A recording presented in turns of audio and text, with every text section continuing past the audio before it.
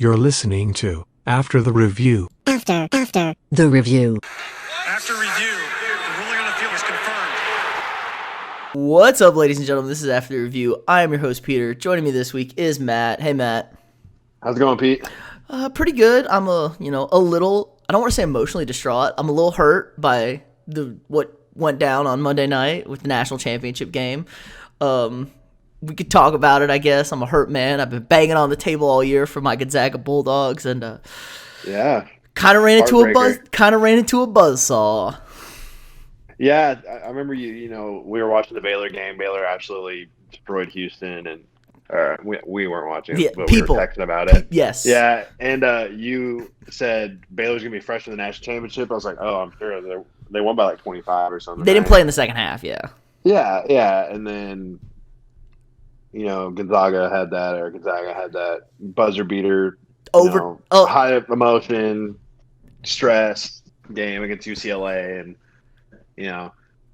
just the crazy ending and whatnot. And yeah, I think Baylor was the more rested team, the less emotionally spent team, and Baylor just wanted it more. They're probably, on paper, they're both excellent. They've been 1-2 all year. Baylor probably might be a little bit better than Gonzaga. Who knows?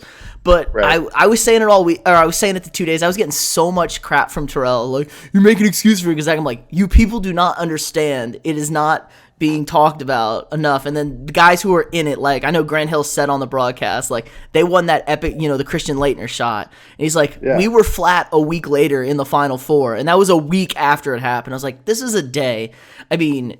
That game on Saturday night was easily a top 20 tournament game of all time. UCLA, shout out to them. They played an absolute perfect basketball game and then still couldn't get it done. Had it snatched from them. Jalen Suggs with the bang, as you said in the group text, or the bank.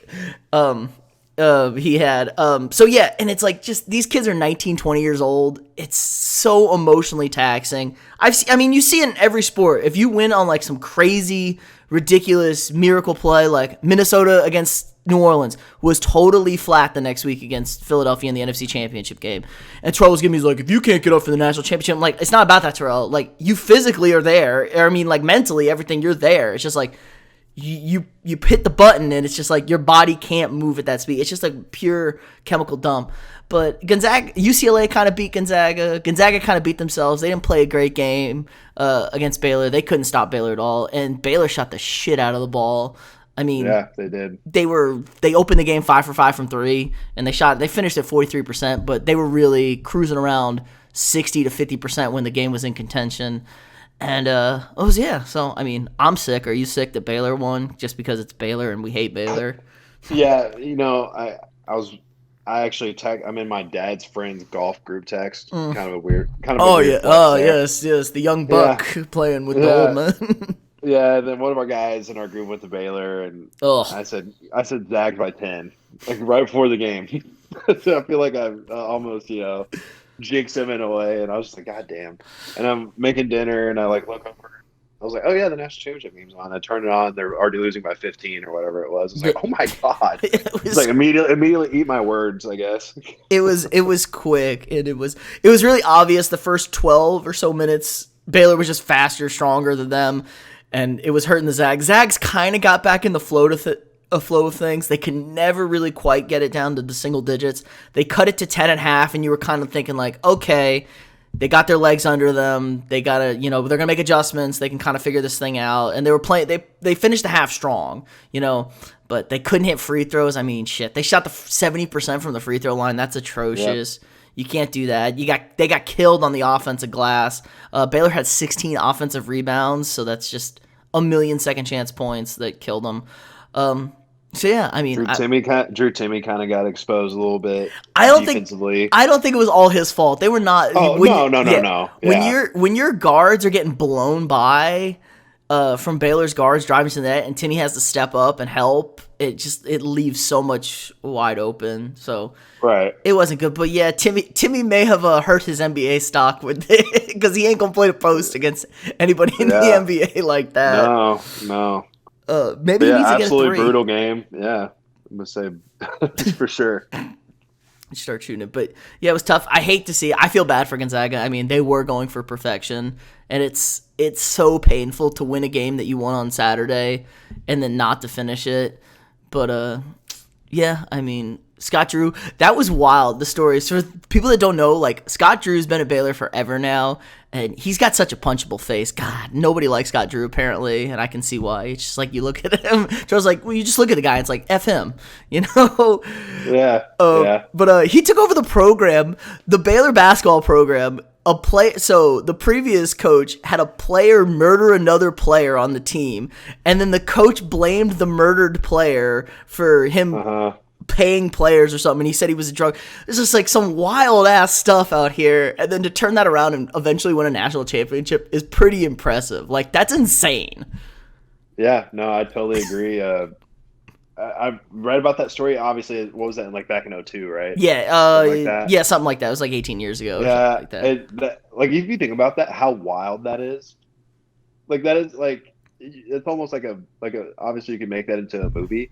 Like that's just an absolute wild situation. Like, oh, like I don't want to get in trouble for paying players, so I'm gonna blame this player for killing this other guy. Well, no, he blamed. Yeah, I'm gonna blame this player that got murdered by another one of his teammates. Yeah, it's like, what? The kid's dead. It's crazy. Imagine if that was like social media not around. Like, that story did not have enough traction. I did not hear enough about this story as this was going down on the interwebs. I was like, how come? I was like, I heard this. I was like, is this real? And I looked it up, and it was like, holy hell. Like, yeah, like you said, you can't make this shit up and like you turn it into a movie or something. Yeah, so it's insane. It's bad to laugh, but it is kind of. It's just like it's like comically insane how bad that is. Yeah. So, but yeah, good on Baylor. It's gonna be obnoxious. Baylor fans are already just like such a terrible people to deal with. As it is, it's not like they need anything more to rub it in about. I know everybody. I was listening to the radio around here. It's like my sister. This guy on the radio is like, my sister goes to Baylor and she's been obnoxious for the last 3 weeks. And if they win tonight, I'm gonna lose. You know, I'm never gonna hear the end of it. And that seems that the way it went for everybody. Yeah, my buddy Luke played football with at Commerce. He went to Baylor, and all his buddies. I follow him on Twitter, and they were just going nuts. But I was like, you know what, whatever. I'm just not gonna be on Twitter tonight, I guess.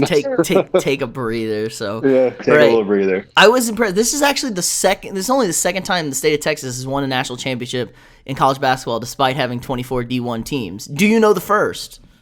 Was it that school like from not Hoosiers, but you're on the right track. I can't remember the name of the team. It's like UTEP now, right? Yes, it was Texas Western, the first school to infamously start 5 black players in the national championship game against the 5 white guys from Kentucky. Yeah, no wonder they won that game. Yeah, who would have thought? Who would have thunk? What else? Sticking in the Big 12, Chris Beard, I know, old mutton chop boy, as you were clowning him for. Left Tech, I know me and Terrell were pretty much on the ball with that last week to go to Texas, which is a boo. Nobody.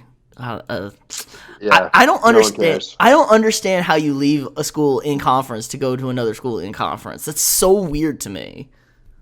Yeah, that's almost like.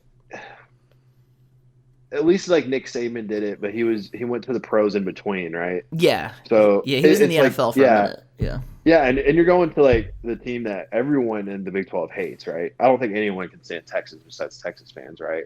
I don't know. I don't think anybody in the country, unless you like, there's a lot of East Coast bias for Texas for some reason, or a bunch of old farts that like in California. Yeah, that remember Texas was good. Texas hasn't been good in 15 years, bro. Calm down. Yeah. It's wild to me, and of course I'm sure that the players at Tech are just pissed, and I know they hired that new guy yesterday, Mark Adams. All the players seem to love that guy. They had 3 guys in the transfer portal, and they all pulled out of the transfer portal once they hired him. So they must really like him. So, but it's like, how do you recruit? Like, you're recruiting against Texas. Like, Tech and Texas are directly competing. I mean, maybe not on everybody, but you're competing against each other in recruiting. And how are you going to sit there and, like, bash? I'm sure you're bashing Texas and stuff and trying to sell them on Lubbock, and then you just like, see ya. Yeah, that is interesting. I don't know how you're going to pitch that to players, like you just said.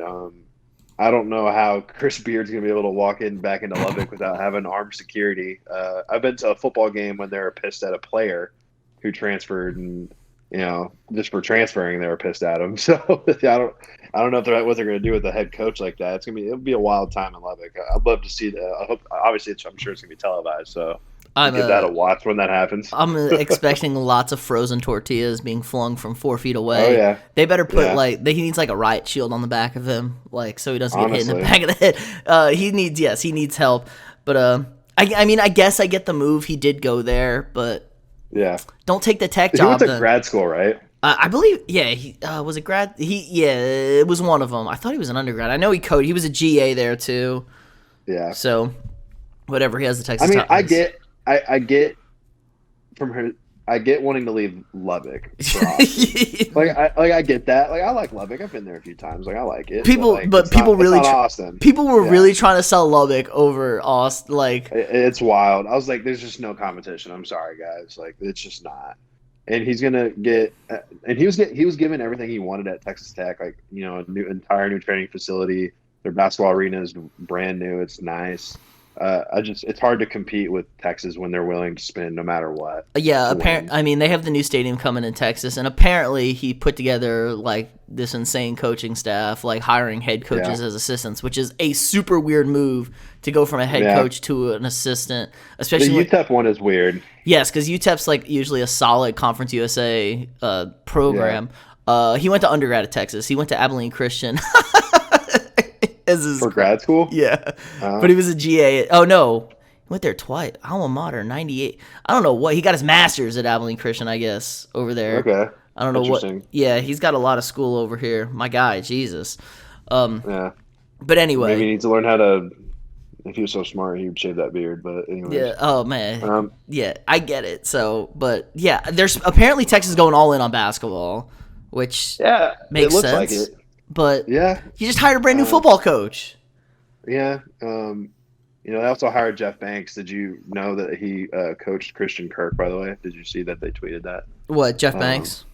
Yeah. Under they said Coach Christian Kirk, who plays with the Arizona Cardinals. Oh. So no, I find that hilarious that Texas is putting something as he did as an A&M coach. Yes. No idea. Don't worry, we got the inside. Turl got the inside on. We ever want to take down the Banksy in Texas, we can take him down. So, all right, let's do it. Yeah, that's what I'm saying. Banksy's got a little notorious for doing some illegal things as a recruiter. Yeah. But hey, it worked. But I don't doubt anything less when you work under Sumlin and A&M. So I'm sure it's still rolling in Texas. Yeah. But what else? Ooh, Arizona just fired their coach, Sean Miller, after 12 years. The NCAA dropped a ban, or they said he was. Whatever. This is the Adidas shoe thing, I think, still going around. Yeah. So that finally came out. But I did see this. There's not much to talk about there. I did see this though. Early top 25, way too early top 25 for next year. UCLA, ranked number 1 in the land. It's okay, is Johnny Juzanga really going to come back though? This man had an amazing tournament. Why wouldn't you strike when the iron is hot? Yeah. UCLA basketball, right? Yeah, UCLA basketball. Number 1, interesting. Yeah, I don't know about that. That's the guy with the headband, right? No, he's the guy with the hair. The headband is Jaquez. He's coming back. Yeah, interesting. Yeah, if he had a really great tournament, he's not gonna stay. Yeah, I don't. Smart. Yeah, I don't get that either. You're gonna go make some money and play in the NBA. Somebody's gonna, if you hoop in the tournament, this goes to the G. Everyone talks about the G League and people are going pro. It's not the NCAA tournament is such a massive marketing tool. If you hoop in the tournament, you get drafted. It's such great exposure for you. Zion turned into a world superstar by going to college. And Terrell was trying to argue this a little bit. It's Terrell, nobody knows who these guys in the G League are. Who the hell watches the G League? Right. Right. Yeah, you go to college. Yeah. It's more exposure. Yeah, more money, more marketing. Yeah. It's oh no, you don't get paid for a year. It's okay, it's 8 months. You'll be fine. It's gonna be better basketball. Yeah, you can survive. You can survive 8 months. We're living on a college for free. They're getting fucking paid. Let's not be fools. Yes. Let's not be fools. Yes. Okay, I was about to say that's. Arizona was paying their players. Yeah. Hey, Arizona's normally a basketball power, but yes, you're not okay. Are you getting paid? You're getting paid, but not getting paid. It's a little different. Yeah. Like, it's not. We need to. People are trying to pull back from like the McDonald's. Who was that with the McDonald's bags and had stacks in them when you go to McDonald's?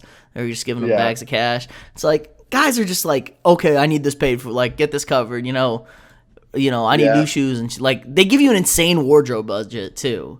It's like ridiculous. You get so much per diem and stuff. Let's be realistic. They're getting paid. So you can survive 8 months on a college campus where if you're good, you're basically God. Unless, hey, we all been to college. Like, let's be real. Wouldn't you want to be kind of that guy on a campus for 8 months?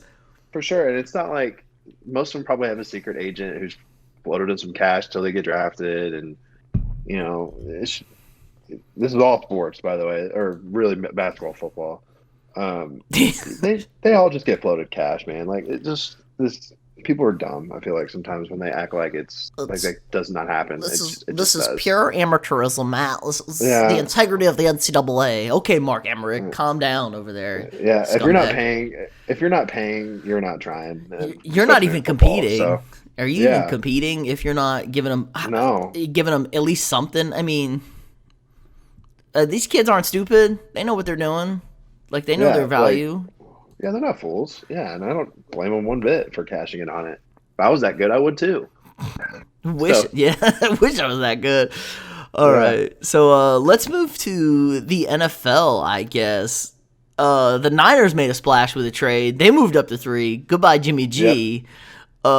But you wanted to talk about this yesterday, and I said let's save it for the podcast because the word is there is some word that they are looking at a certain somebody at number 3. Do you want to let the people know who that is? Yeah, I listen to a lot of draft podcasts. It's kind of just something I love listening to, and a lot of people are under the assumption that the 49ers are going to pick Mac Jones from Alabama over Justin Fields and Trey Lance and those other two guys, because obviously Zach Wilson and Trevor Lawrence are assumed to be gone. Yes, Sam Darnold. Obviously Trevor Lawrence. Sam Darnold was traded to the Panthers. Good move for the Panthers. Yeah. Zach Wilson, quarterback for the Jets. Yeah, and so I was.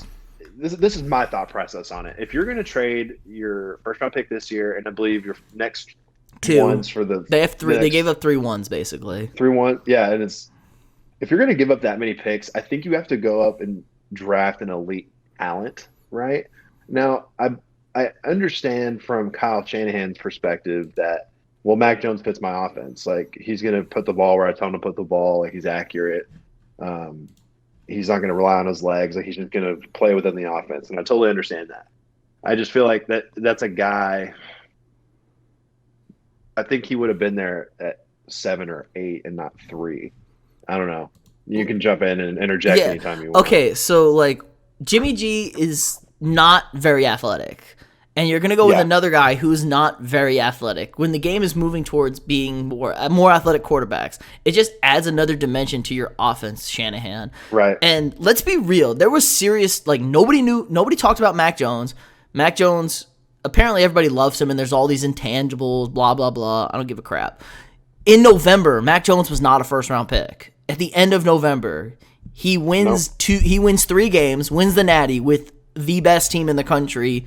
I mean, not close. He's going to have a top, 2 first-round wide receivers, the number 1 offensive line, multiple guys on the defense getting drafted in the top 10. Running back. Yes, the top-tier running back. It's just like, okay, let's be realistic. Okay, Mac Jones is a solid guy. Is he the 3rd overall pick? I mean, he's going to be the 3rd quarterback off the board that you gave 3 ones for? And so apparently Shanahan and Lynch are butting heads about this because Lynch wants Trey Lance at 3. Yeah. I just Mac Jones is a lot of people try to draw a comparison that he's Joe Burrow. He's not Joe Burrow. Joe Burrow's, first of all, a way better athlete. Joe Burrow is a super athlete. You seen Joe Burrow run? Joe Burrow can run and he sticks his nose down and makes plays. Yeah. And I think he just got like this it factor that I feel like Mac Jones does not have. Got that swag. Like he's just got a swag. He's got he's got. There was talk before the season. Was their 5-star freshman going to take the job from Mac Jones this year? Right. With Bama. And I'm not trying to take anything away from Mac Jones. He's just not a first round talent player. He's a third round talent player, right? Well, like if you're second, I know since he's a quarterback, he's not going to drop that. There's going to be like 7 quarterbacks in the first round. It feels like this year. Kellen Mond's the newest first round quarterback I'm hearing. Yeah, I saw. Yeah, the Patriots are saying they like Kellen Mond, and there's an argument to be made. Kellen Mond's a better athlete than Mac. It's not even an argument. He is a better athlete than Mac Jones. Much better athlete than Mac Jones. But yeah, it's just an absolutely wild trade. To me, that buries an organization, especially if it's a bad pick, right? Like if he ends up not working out, that buries that organization for.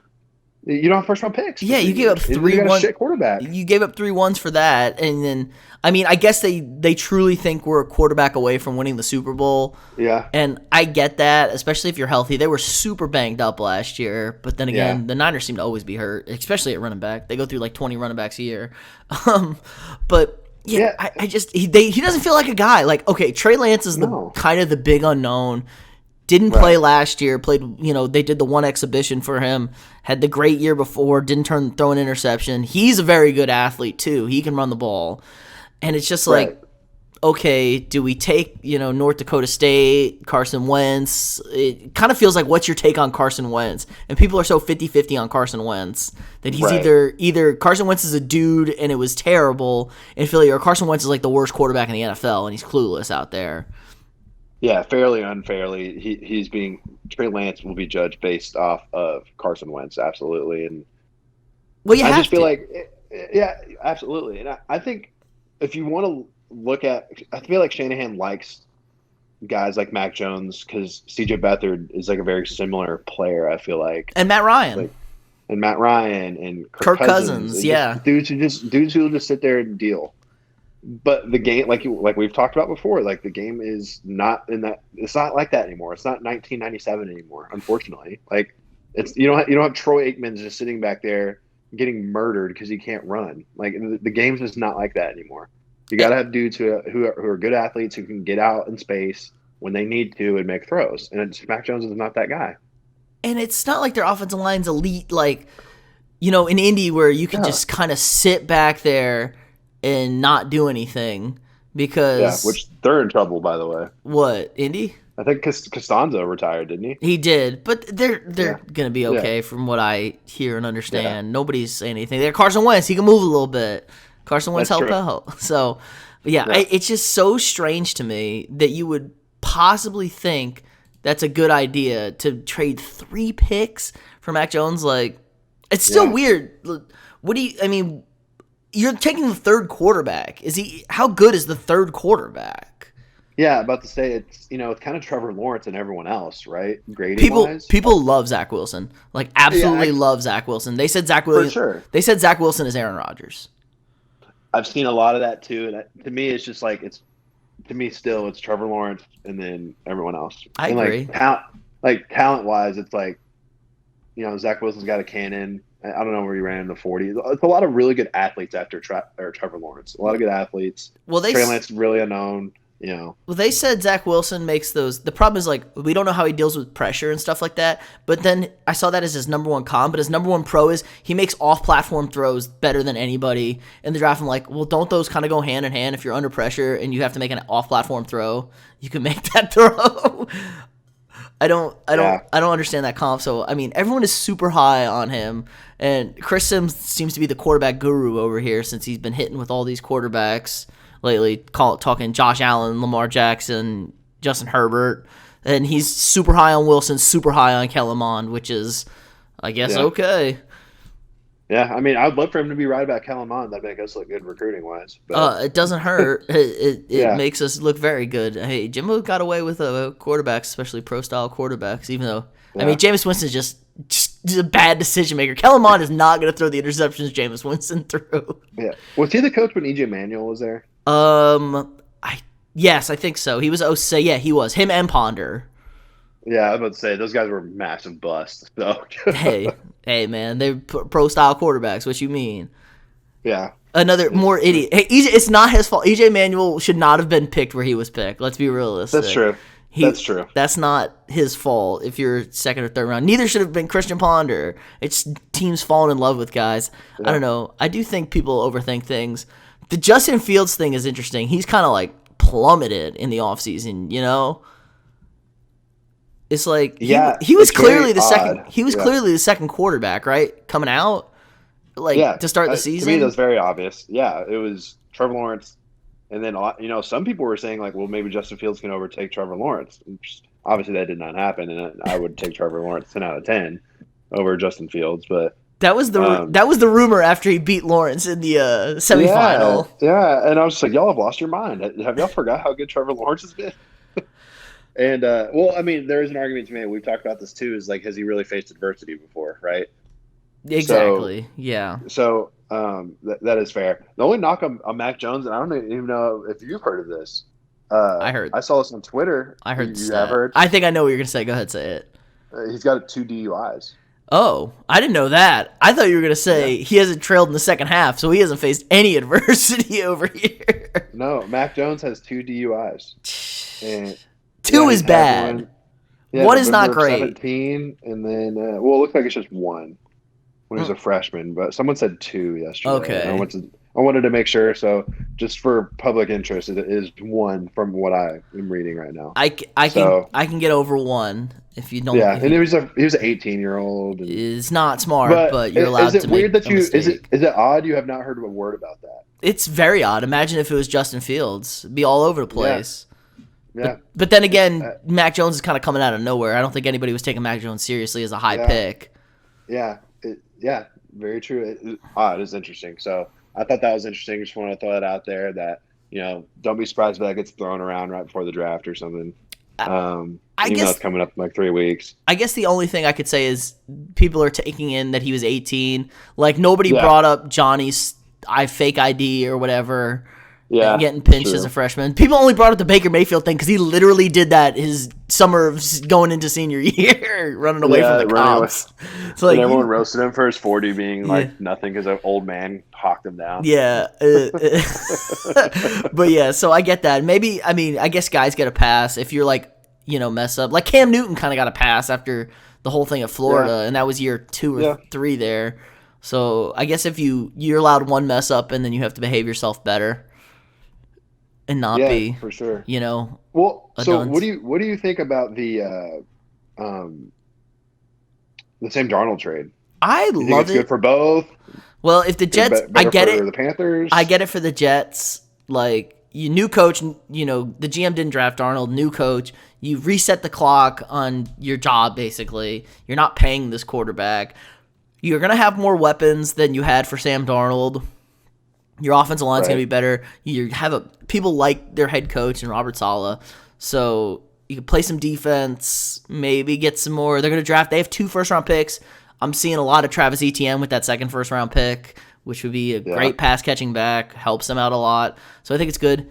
Sam Darnold, you cannot have a bigger glow-up, my man. You go from Adam Gase to Joe Brady as your offensive guy. Joe Brady is an offensive mastermind. We saw what he did with Joe Burrow and LSU. And the Panthers were not bad last year. They were in a ton of games.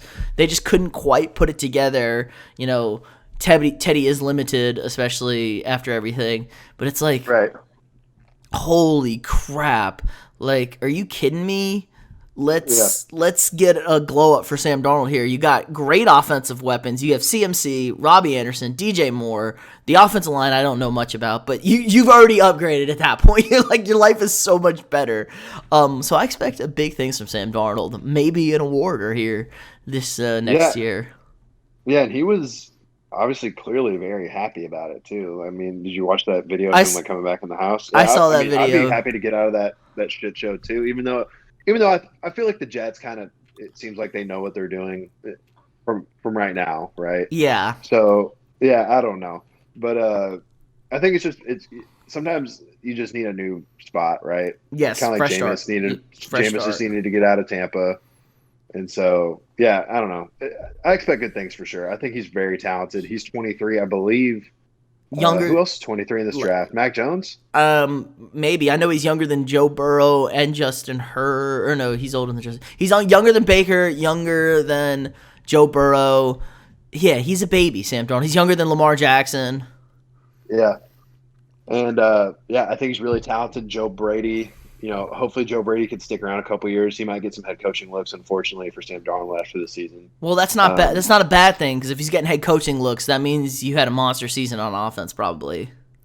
That's true. So, good running game. I don't know if Mike Davis is still there as a backup running back. He left. Backup running back? He left. Okay. Well, they're probably going to have to look at another back in the draft at some point. Yeah, because McCaffrey is literally one injury away from being David Johnson. Yeah, and that would be really unfortunate for Sam Darnold. That would kind of be around his luck, right? So hopefully that does not happen. It looks like they signed a lot of offensive linemen in front of them looking at right now. Cam Irving, Taylor Moton. That's what you need. That's good. Yeah. Protect him.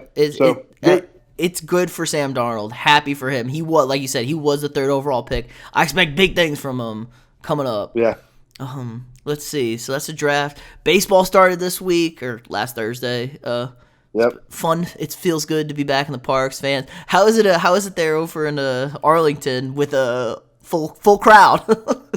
I'll let you know because I'm going Saturday. Nice. So I'm going to the game, watch the Padres, Rangers versus the Padres. I've been to the stadium already. Last year for the NLCS, whatever. It's not a big deal, guys. Relax. But just going to be a normal citizen this time and sit, I think, in right field or left field or something with a packed crowd. With a packed crowd. I got my vaccine last week. I'm gonna be all right. And you already had COVID, so it's fine. I'm not a zombie yet, but we'll see. I'm excited about it. It's gonna be fun. I'm really loving the Astros actually getting the treatments 2 years in a row because they technically didn't get it last year. They get it with fans this year too. People were throwing inflated trash cans. They threw a real trash can too. Yeah, it's great. I love it. I don't think Houston tears on Twitter are making me laugh. People were crying like little girls. Dusty Baker. I know he says you can feel the animosity in the stadium. It's like good. You have a bunch of cheaters. You shouldn't have players half your team should not be allowed to play. Should have been suspended. But Manfred is a clown over there. I don't think the Astros have lost yet. I think they're 5-1. Oh, okay, they must have lost yesterday. But I saw they were off to a fire start. I was like, shit. Yeah, which of course they are, assholes. Yeah, let me see what it is right now. They're 5-1. Yeah, they're 5-1. But then again, they've only played Oakland, who's 0-6, and I guess the Angels are a nice, good team. But they need the hate tour needs to continue. Let's cure the booze out there. Somebody, my buddy texts, he's like, what's going to happen if they go to Boston and they start booing them? And it's like, that'd be pretty awkward since Boston did the same thing and your manager is the guy who did it all. Yeah, I don't know, man. I love it. Obviously we went to school that's close to A&M's really close to Houston, so a lot of Houston area people, and they're all bitching and complaining and at least we're still winning games and all that shit. So, we need more talk about it. Let's see. MLB moved the All-Star game. That was a whole situation this past week. Out of Atlanta, moved to Colorado. Hey, I'm about it being in Colorado, a home run derby in Colorado, because the balls are going to fly 485,000 feet over the fence. Oh my gosh, yeah, especially, with the boomsticks people have now. But they killed. Are big names doing it still? They deadened the ball a little bit. They said they deadened the ball, but according to our calculations, they said a ball that was hit 400 feet last year is only going to travel 399 this year, and it's like, what? Okay, did you really? I don't know if they didn't. I can kind of see it. Some of the balls get held up, but God, I've seen some monster shots when people connect with it. So maybe the sweet spot in the ball's a little bit smaller or something. You got to hit it in a certain spot because I've seen some absolute bombs. I mean, did you see Shohei Ohtani the other day? Pitched in a game and hit second, threw the fastest pitch at 100 miles an hour, and then hit a 450-foot home run at 115 miles an hour. Like, okay, calm down. Yeah, he's an absolute freak. I read the stat wrong, and then I went and watched the highlights. I went, oh, that's what they meant. So I thought they said he had given up the hardest home run. Oh, you thought he got shelled. Yeah, and I was like, why would SportsCenter put that? And then I went, oh, yeah, that's why.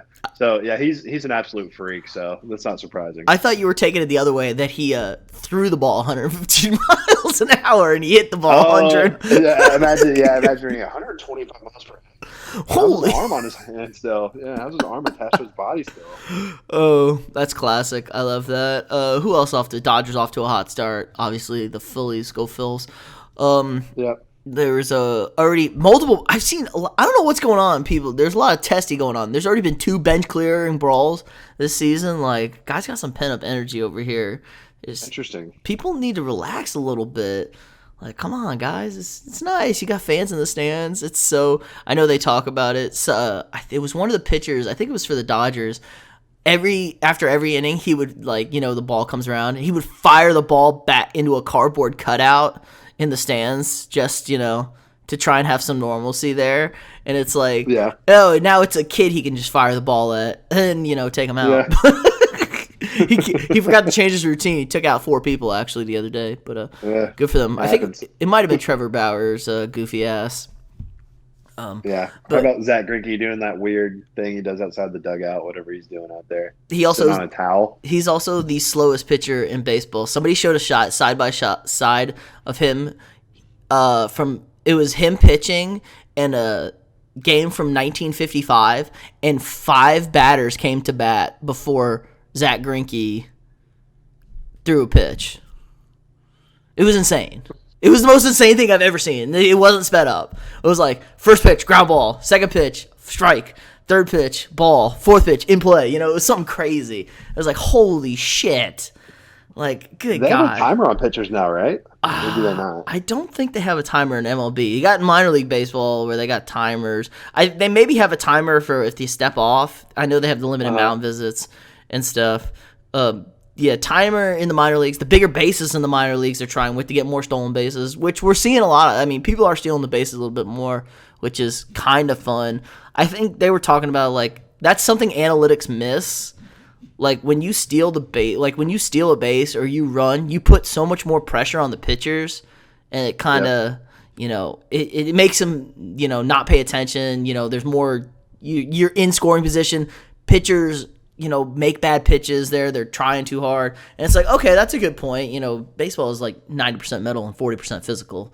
So it makes perfect sense. Confirm. Yes. That you need, put a little effort. So I like seeing the people running, especially if the baseballs are dead. We're not seeing the ball getting hit out of the park. But, It's early. It's April. I mean, it was a goddamn blizzard in Detroit on opening day. Who the hell knows? Yeah. I mean, we get into June here, and the balls could be flying out of things. So I don't know. I'm excited to see.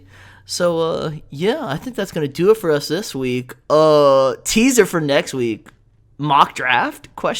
We might have a... Question mark? Might have some boys in here, and we might do a live first-round mock draft. The only official, permanent, the one and only mock draft that you need to listen to on After the Review. But, maybe. We're teasing it. Trying to work out the people in the times. Matt, maybe involved, maybe not. I don't know if I'll invite logistics, him. Who knows? Yeah. Don't maybe not invite him, just because. Yeah, would blame him.